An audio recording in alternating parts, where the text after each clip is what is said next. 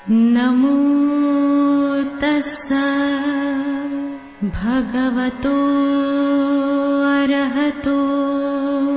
नमो बुद्धाय। आप सभी का हार्दिक स्वागत है हमारे विशेष कार्यक्रम धम्मदीप में, जिसमें हम रोजाना चर्चा करते हैं पाली सूत्रों पर आधारित तथागत बुद्ध की जीवनी पर और उनके बताए उपदेशों पर। दर्शकों, आज हम कुछ विशेष मुद्दों पर चर्चा करेंगे, जैसे कि प्राणी हिंसा या प्राणी हत्या के विषय में तथागत बुद्ध की क्या शिक्षाएं हैं। साथ ही मन को शांत करने के लिए हमें ध्यान साधना से अवगत कराने के लिए हमारे मध्य उपस्थित हैं भंते कुशल सुमन जी। आपने बुद्ध दर्शन में उच्च शिक्षा प्राप्त की है तथा आप अनेकों सम्मानों से अलंकृत होने के साथ साथ अनेकों मंचों से बुद्धिज्म पर अपने विचार रख चुके हैं। तो हम स्वागत करते हैं भंते कुशल सुमन जी का। स्वागत है भंते जी। नमो बुद्धाय। नमो तस्सा भगवतो अरहतो सम्मा सम्बुद्धस्स। नमो तस्सा भगवतो अरहतो सम्मा सम्बुद्धस्स। नमो तस्सा भगवतो अरहतो सम्मा सम्बुद्धस्स। सर्वप्रथम मेरे आचार्य श्री के पुण्य चरणों में कोटि कोटि नमन, फिर मेरे उपाध्याय भंते के पुण्य चरणों में कोटि कोटि नमन। भंते जी, एक बार फिर आपका बहुत बहुत स्वागत है हमारे इस विशेष प्रोग्राम में। अभी आपने जो हमारे दर्शकों को जो आशीर्वाद दिया, उसके लिए आपको बहुत बहुत धन्यवाद। आज अब हम जो मुख्य विषय है, हमारा जो विशेष मुद्दा है, उस पर हम चर्चा करेंगे।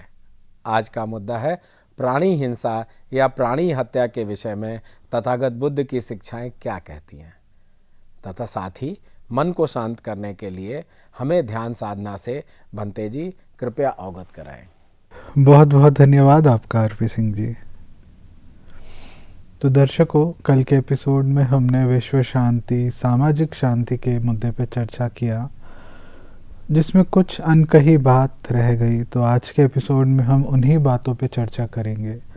तो कल हमने विशेष रूप से चर्चा की थी पंचशील के सिद्धांतों पे, और हमने समझने का प्रयास किया था कि किस प्रकार से पंचशील का अनुसरण से, पालन से एक व्यक्ति का न केवल व्यक्तिगत जीवन ही सुधरने लगता है, बल्कि किस प्रकार से समाज में भी शांति, विश्वास और सिक्योरिटी का भाव फैलता है। तो आज के एपिसोड में हम समझेंगे कि ये जो पंचशील हैं, 5 शील हैं, उनका आधार क्या है। तो इन पंचशीलों में से, इन पंचशील का आधार है अहिंसा। तो जब भी कोई शील टूटा तो किसी न किसी स्तर पे हम देखेंगे कि हिंसा हुई। मान लेते हैं कोई व्यक्ति झूठ कहता है। अब झूठ किस रूप में, तथागत बुद्ध इसका उदाहरण देते हैं। मान लेते हैं एक व्यक्ति को विटनेस के तौर पे कोर्ट बुलाया गया, और वे व्यक्ति जानता है कि सच क्या है। सच जानते हुए भी वे कहता है कि मैंने ऐसा नहीं देखा, जबकि उसने देखा वैसा और सुना। उसके बावजूद कोर्ट में अपना स्टेटमेंट दर्ज कराता है, कहता है मैंने ऐसा नहीं देखा, मैंने ऐसा नहीं सुना। और नहीं देखते हुए भी झूठ कहता है कि मैंने ऐसे देखा, ऐसा सुना। तो जब कोई व्यक्ति ऐसा अगर कहीं पे कोर्ट में जाने के बाद अपना स्टेटमेंट देता है, तो वे कहलाता है झूठ बोलना। तो झूठ बोला तो अभी किसी न किसी स्तर पे उसने किसी के साथ अन्याय कर दिया, हिंसा कर दी। अब उसका फल क्या होगा? उस व्यक्ति को जिसके खिलाफ इसने अपना स्टेटमेंट दिया, क्या होगा? उसको कोर्ट एक सज़ा दे देगी और वे जेल में सड़ता रहेगा। क्यों? क्योंकि इस व्यक्ति ने झूठ कहा। तो देखें किस रूप, किस स्तर पे यह हिंसा हो गई। इसी प्रकार से तथागत बुद्ध क्या कहते हैं? तथागत बुद्ध कहते हैं, चोरी के विषय में कहते हैं, ऐसी कोई चीज़ जो नहीं दी गई हो आपको और वो चीज़ आप उठा लें, तो वे चोरी कहलाती है। एक व्यक्ति घर से निकला है ऑफिस के लिए, बीच रास्ते में उसे कुछ धन मिल गया या कुछ उसे हीरे जवाहरात मिल गए, मगर उसे वो दिए नहीं गए थे, कहीं पड़े थे, उसने उठा लिए, तो वे चोरी कहलाती है। इसी रूप से हिंसा क्या कहलाती है? हिंसा में, प्राणी हिंसा में ये आता है, एक तो मोटा मोटा ये होता है कि किसी को हम दुख देते हैं, कष्ट देते हैं, पीड़ा देते हैं, वे तो है, प्राणी हत्या करते हैं, वे तो है।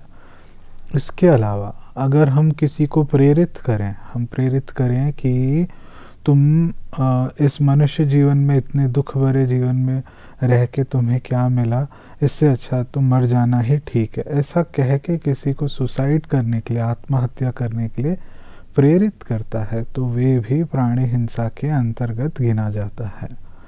अब व्यभिचार के विषय में तथागत बुद्ध क्या कहते हैं? तो तथागत कहते हैं, ऐसी कोई स्त्री हो जिसका भरण पोषण उसके माता पिता कर रहे हों, मतलब युवती हो जिसकी अभी शादी नहीं हुई और उसका भरण पोषण उसके माता पिता कर रहे हैं, अगर उस युवती के साथ कोई एक अनजान लड़का उसके साथ एक संबंध बनाए जो उसके माता पिता की सहमति में ना हो, तो वे व्यभिचार कहलाता है। इसी प्रकार से अगर कोई शादीशुदा महिला है तो उसका भरण पोषण उसका पति कर रहा है, और उसका पति कर रहा है और कोई अनजान व्यक्ति उस महिला से संबंध बनाए, तो वे भी व्यभिचार कहलाता है। तो ये कहीं ना कहीं ये करना भी किसी न किसी स्तर पे हिंसा हो गई, या तो उन माता पिता के साथ हिंसा हो गई या उस पति पर हिंसा हो गई। इसी प्रकार से नशेपति की बात को लेकर तथागत क्या कहते हैं? कोई व्यक्ति नशा करता है, तो नशा करता है तो अपना होश गंवा देगा। अब जिस व्यक्ति का खुद पे काबू नहीं, जिसका खुद पर होश नहीं, तो वे जो भी करेगा अकुशल ही करेगा, मारपीट कर सकता है, पता नहीं इत्यादि क्या क्या गलत कर सकता है। तो किसी न किसी स्तर पे तो हिंसा हुई।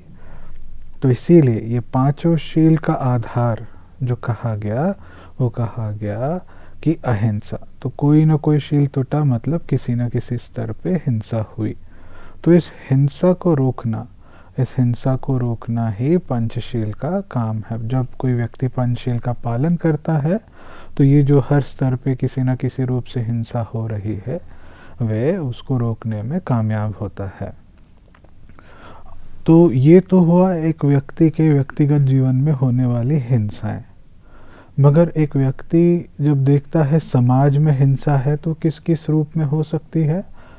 समाज में हिंसा हो सकती है हत्या के रूप में। जब दंगे होते हैं या युद्ध होता है, उस समय जो होती हैं हत्याएं, तो वो भी एक समाज का ही दुष्परिणाम है। इसके अलावा आत्महत्या की भी मैंने बात की, तो वे भी हिंसा के अंतर्गत आता है। आत्महत्या के अलावा पशुवध, तो पशुवध किस लिए होता है? कभी हम बलि प्रथा के लिए करते हैं, बलि चढ़ाने के लिए करते हैं पशु का वध, या नहीं तो खुद के भोजन के लिए करते हैं। तो ये भी किसी न किसी स्तर पे सामाजिक हिंसा है। और क्या है? इच्छा मृत्यु भी आ जाता है इसमें। इच्छा मृत्यु भी किसी प्रकार की हिंसा है। इच्छा मृत्यु क्या होती है? जब कोई व्यक्ति पीड़ित हो किसी बीमारी से, तो वे गुहार लगाता है सरकार के पास, अपील करता है कि उसे शांति से मरने का अनुमति दिया जाए।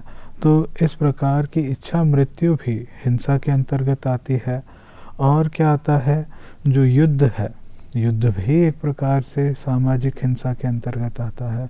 तो ये सारी श्रेणियां हैं जो समाज में हिंसा का, इनका अलग अलग एक रूप है, आकार है।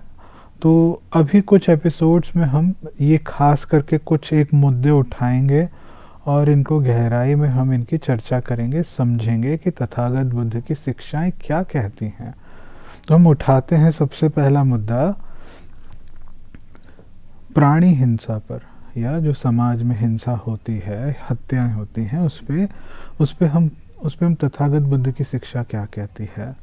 तो एक सूत्र है, मध्यम निकाय का सूत्र है जिसका नाम है ककुचपम सूत्र। तो ककुचपम सूत्र में तथागत बुद्ध आदेश देते हैं, कहते हैं कि मान लो तुम्हारा कोई दुश्मन तुम्हारा एक एक करके हाथ काट रहा हो, पैर काट रहा हो, और जब हाथ काट रहा हो, पैर काट रहा हो, तो तुम्हारे मन में भी कोई क्रोध का विचार नहीं आना चाहिए। वाणी में तो आना बहुत दूर की बात है, तुम्हारे मन में भी क्रोध का विचार नहीं आना चाहिए, घृणा का विचार नहीं आना चाहिए, बदले की भावना नहीं आना चाहिए। अगर ऐसी भावनाएं, ऐसे विचार आते हैं तो तुम मेरी शिक्षाओं का अनुसरण नहीं कर रहे हो, ये तथागत बुद्ध कहते हैं। और कहते हैं आगे, क्या कहते हैं, एक व्यक्ति को, जब कोई व्यक्ति इस प्रकार से प्रताड़ित कर रहा हो, परेशान कर रहा हो, तो उसे उस समय भी उस व्यक्ति के प्रति इतनी मैत्री भावना रखनी चाहिए, इतनी करुणा भावना रखनी चाहिए जैसे एक माँ अपने पुत्र के लिए रखती है। अगर जब तुम ऐसा कर रहे हो तो तुम मेरी शिक्षाओं का पालन कर रहे हो। इतनी सुंदर शिक्षा तथागत बुद्ध ने दी। कहा कि अगर आपका कोई वैरी हो, आपका कोई दुश्मन हो, उसके प्रति भी आपको घृणा नहीं रखनी चाहिए, उसके प्रति भी आपको मैत्री, माँ के जैसी ममता का भाव रखना चाहिए। आपके शब्दों में, आपके विचारों में उसके प्रति कोई बदले की भावना ना हो। तो ये कैसे समझा जा सकता है? तो जैसे कि रोज़ पिछले कुछ एपिसोड से मैं इस एपिसोड्स के अंत में ध्यान साधना करवा रहा हूँ। तो उसमें हम ध्यान साधना के दौरान मुख्यतः 2 तरह की साधनाओं पे हमें गौर करना है। एक तो उसमें ये है विधि कि हम क्षमा याचना का अभ्यास करते हैं। तो क्षमा याचना में हम तो पहले, अगर हमसे जाने अनजाने में कोई गलतियाँ हुई हैं, हमने जाने अनजाने में किसी को शरीर या वाणी के माध्यम से पीड़ा पहुंचाई है, कष्ट पहुंचाया है, तो हम उन लोगों से मन ही मन में क्षमा मांगते हैं। और वैसे ही अगर हमें किसी ने जाने अनजाने में शरीर वाणी के माध्यम से दुख दिया है, कष्ट दिया है, पीड़ा पहुंचाई है, तो हम भी उन्हें माफ़ करते हैं। तो इस तरह के अभ्यास, इस तरह के निरंतर अभ्यास से आप देखेंगे कि आप में वे मैत्री की, करुणा की जो भाव है वे पुष्ट होने लगेगी। और आप देखेंगे कि कोई अगर आपको परेशान करता भी है तो अब आपके अंदर बदले की भावना नहीं रहेगी, आपके अंदर उसके प्रति करुणा की भावना रहेगी। और साथ ही तथागत बुद्ध का आदेश है कि हमें उनके साथ या सभी के साथ मैत्री का, करुणा का भाव रखना है। तो मैत्री के, करुणा के भाव किस तरीके से पुष्ट होंगे? तो मैत्री का भाव इस तरीके से पुष्ट होगा, जब आप साधना करते हैं आपके शरीर का रोम रोम मैत्री की, करुणा की तरंगों से भर जाए। तो कैसे होता है ये? बस इतना ही भाव कि तुम्हारा भला हो, तुम्हारा मंगल हो, तुम खुश रहो। तो जिस प्रकार से माता पिता अपने बच्चे को आशीर्वाद देते हैं, कहते हैं कि तुम्हारा भला हो, तुम्हारा मंगल हो, तुम खुश रहो, वैसे ही अगर हमारा कोई दुश्मन हो, हमें परेशान करता हो, तो उसके प्रति भी कोई बदले की भावना नहीं, बस वही मैत्री की भावना, तुम्हारा भला हो, तुम्हारा मंगल हो, तुम खुश रहो। और जैसे माता पिता अपने बच्चे को देखते हैं कि वे किसी न किसी बीमारी से गुजर रहा है, तो करुणा की भावना जागती है और कहते हैं कि तुम अपने दुखों से मुक्त हो। तो बस सेम इसी प्रकार के भाव उस व्यक्ति के प्रति हो जो हमें परेशान कर रहा हो, कि तुम्हारा मंगल हो, तुम्हें कोई दुख भोगना ना पड़े, बस ये भाव। तो यही बस तथागत बुद्ध की शिक्षाएं हैं। तो बाकी के विषय हम आने वाले एपिसोड में चर्चा करेंगे। अभी हम ध्यान साधना की ओर बढ़ते हैं। तो सबसे पहले एक सुखपूर्वक और आरामदायक आसन में बैठें। ऐसा कोई भी आसन जिसमें आप बहुत से बहुत देर तक बैठ पाएं और सुखपूर्वक हो, ऐसे आसन में आप विराजमान हो जाएं।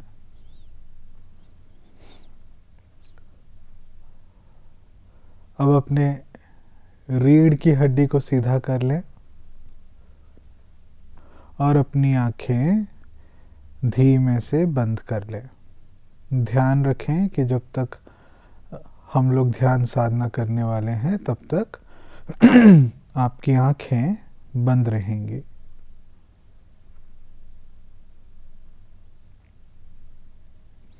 अब हम एक एक करके हमारे शरीर के सभी मांसपेशियों को ढीला करेंगे।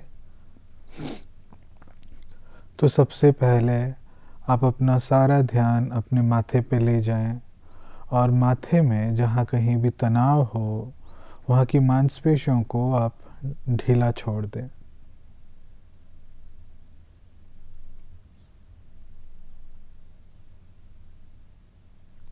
अब नीचे उतरते हुए अपने गालों की मांसपेशियों को ढीला कर लें।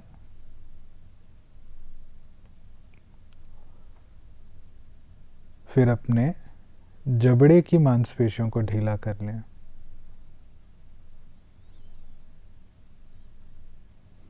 अब अपने गर्दन की मांसपेशियों को ढीला कर लें।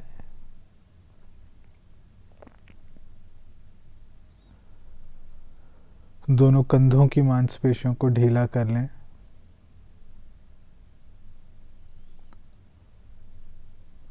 दोनों हाथों की मांसपेशियों को ढीला कर लें।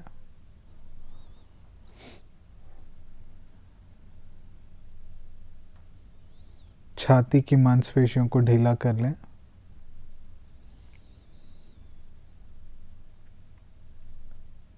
पेट की मांसपेशियों को ढीला कर लें।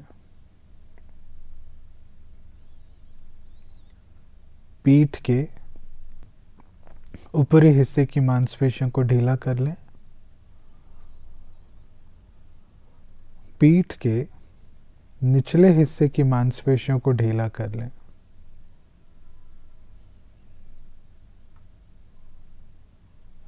अब आपके कमर में जहाँ कहीं भी तनाव हो वहाँ की मांसपेशियों को भी ढीला कर लें।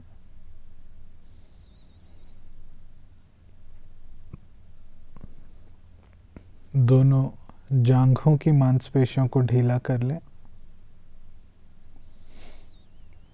और अंत में अपने दोनों पैरों की मांसपेशियों को ढीला कर लें।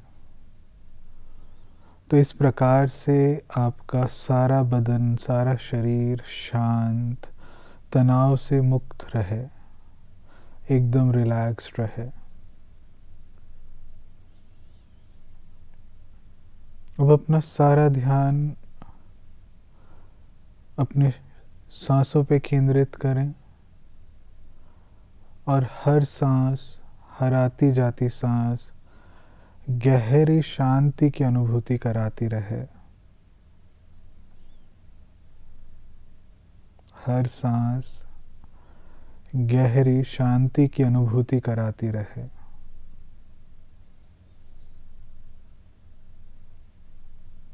और एक एक सांस लेते हुए आपका सारा बदन शांत, रिलैक्स्ड हो।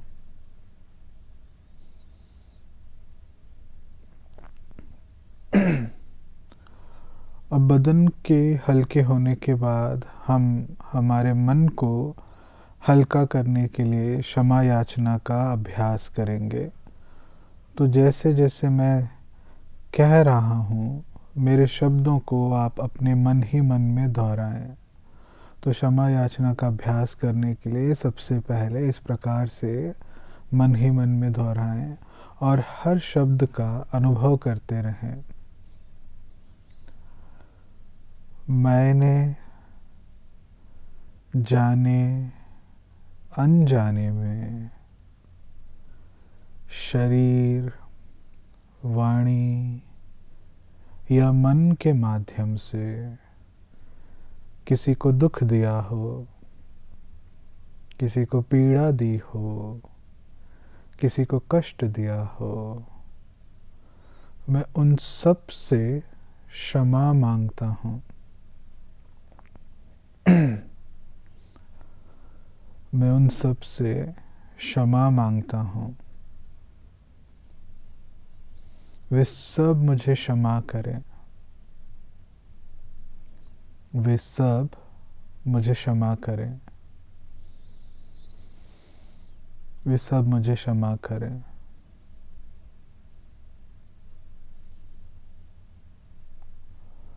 मैं उन सभी को क्षमा करता हूँ जिन्होंने मुझे जाने अनजाने में शरीर, वाणी और मन के माध्यम से दुख पहुँचाया हो, पीड़ा दी हो, कष्ट दिया हो। मैं उन सभी को क्षमा करता हूँ। मैं उन सभी को क्षमा करता हूँ।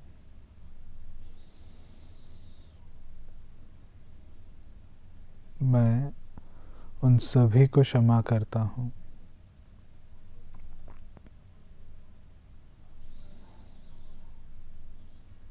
और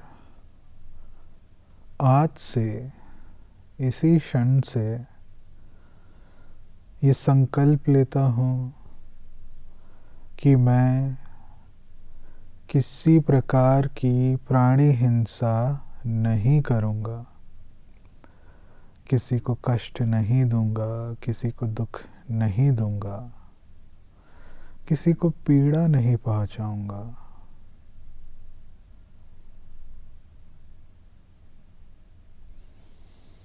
और मैं संकल्प लेता हूँ कि मैं अपने वाणी का दुष्प्रयोग नहीं करूँगा, जैसे कि झूठ बोलना, बेतुकी बातें करना, कटु शब्दों का इस्तेमाल करना, इधर की बात उधर करना, लोगों में कलह कराना, लोगों में फूट पैदा करना इत्यादि इस प्रकार के किसी भी वाणी का दुष्कर्म नहीं करूँगा।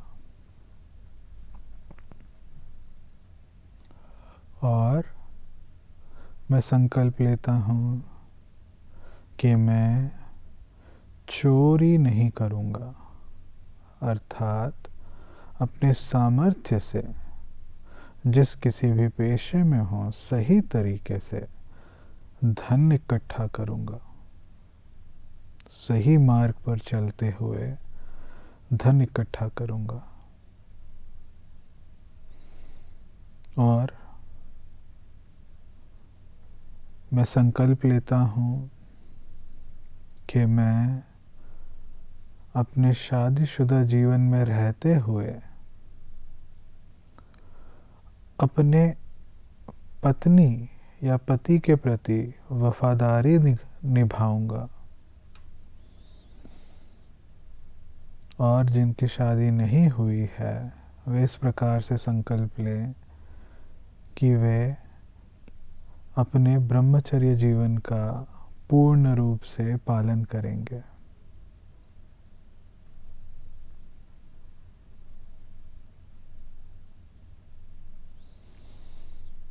और मैं ये संकल्प लेता हूँ कि मैं किसी भी प्रकार की नशीली पदार्थों का सेवन नहीं करूँगा, जैसे कि दारू पीना, ड्रग्स का सेवन करना इत्यादि किसी भी प्रकार की नशीली पदार्थों का सेवन नहीं करूँगा।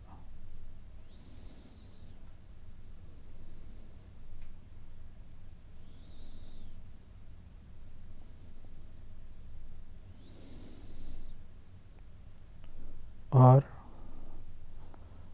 इस संकल्प के बाद आपके शरीर के रोम रोम से मैत्री करुणा की तरंगें बाहर की ओर प्रवाहित हों, उसके लिए इस प्रकार से अभ्यास करें। विश्व के सारे प्राणी सबका भला हो, विश्व के सारे दृश्य अदृश्य प्राणी सबका मंगल हो, सबका कल्याण हो, लोगों के जीवन से सारे दुख दूर हों, लोगों के दुखड़े दूर हों, उनके जीवन से सारे कष्ट दूर हों, सबका मंगल हो, सबका कल्याण हो।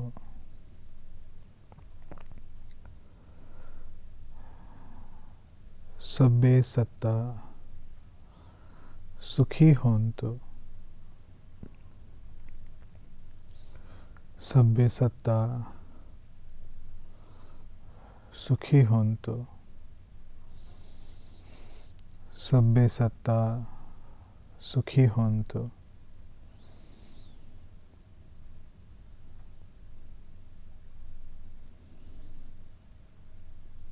ये जो शांति का अनुभव मैंने किया है, ऐसा शांति का अनुभव करने का अवसर विश्व के सभी प्राणियों को ऐसा अवसर प्राप्त हो। सभी अपने दुखों से मुक्त हों।